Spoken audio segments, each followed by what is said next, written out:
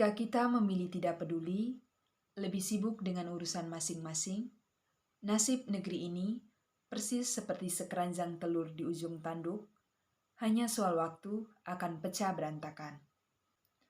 Assalamualaikum warahmatullahi wabarakatuh. Saya Isabella Regina Nidabang dari Universitas Yarsi, Fakultas Teknologi Informasi dengan program studi Ilmu Perpustakaan dan Sains Informasi. Dengan ini saya mengikuti lomba literasi talk yang diadakan oleh salah satu organisasi dari Universitas Yarsi, yaitu Himapi. Di sini saya membahas novel dengan judul Negeri di Ujung Tanduk karya Terelie yang diterbitkan pada tahun 2018 dengan penerbit PT Gramedia Pustaka Utama Jakarta dengan jumlah halaman 360 halaman.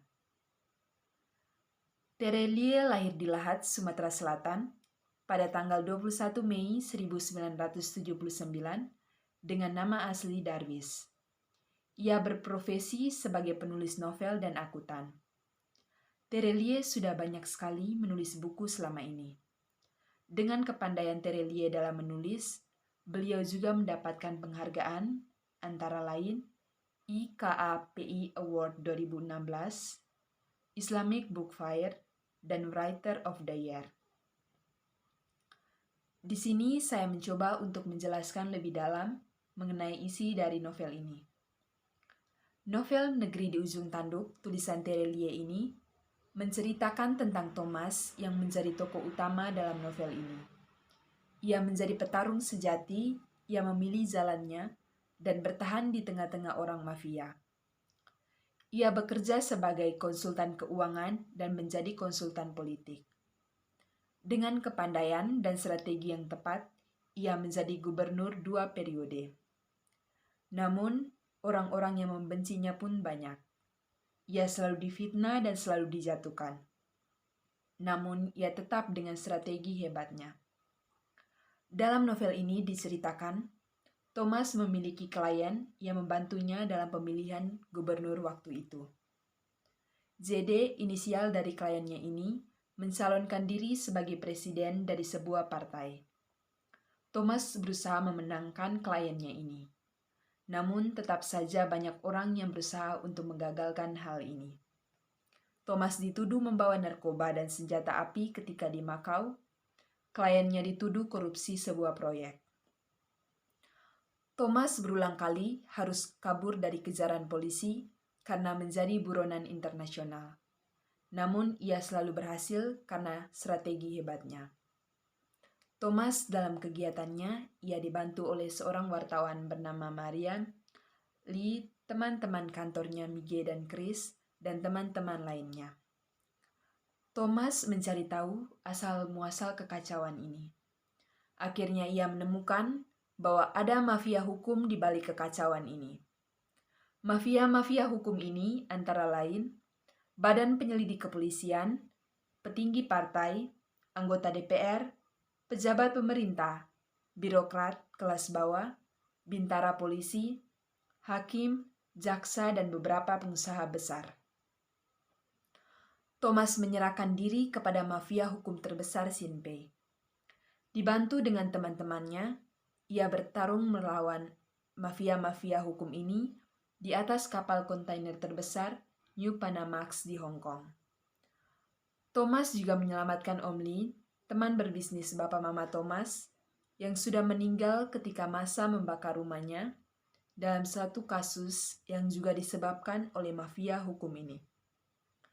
Om Lee dipaksa Shinpei untuk membuka mulut mengenai kasusnya, namun Om Lee tidak bersedia. Akhirnya, aksi baku tembak pun terjadi. Dalam keadaan seperti itu, Thomas kaget dan terkejut karena teman polisinya pangkat tinggi Rudy membantu dan menyelamatkannya. Thomas dan Rudy mencoba keluar dan menyelamatkan Om Lee. Ternyata di luar sudah banyak pasukan yang membantu Thomas. Mafia hukum terbesar tersebut akhirnya ditangkap. Setelah itu, Thomas mendengar kabar bahwa kliennya JD memenangkan konvensi kandidat presiden. Hal-hal yang menarik dan menjadi kelebihan dari novel ini membuat pembaca masuk dan ikut merasakan bagaimana dunia politik. Bahasa yang digunakan membuat hidup emosi pembaca, sehingga pembaca merasakan sensasi tersendiri dari novel ini, sehingga ikut membayangkan kehidupan nyata sehari-hari di dunia politik kita. Novel ini direkomendasikan untuk kalangan umum atau orang-orang yang menyukai dunia politik. Ceritanya dikemas menarik dan membuat pembaca tidak bisa untuk menebak jalan ceritanya. Terselip juga adegan action yang menambah daya tarik tersendiri untuk novel ini. Ada pula hal yang menjadi kekurangan dari novel ini. Menurut saya, cover dari novel ini kurang menarik, sehingga tampilannya tidak menarik perhatian. Dan terdapat juga penggunaan bahasa yang berat dalam novel ini. Namun secara keseluruhan, novel ini sangat bagus, mengingat Terelie merupakan seorang penulis yang tentunya sudah terkenal dan tidak gagal dalam karya-karyanya yang selalu ditunggu-tunggu. Bagi penggemar Terelie, sudah seharusnya membaca juga novel ini, karena novel ini tidak kalah menarik dari novel-novel Terelie lainnya.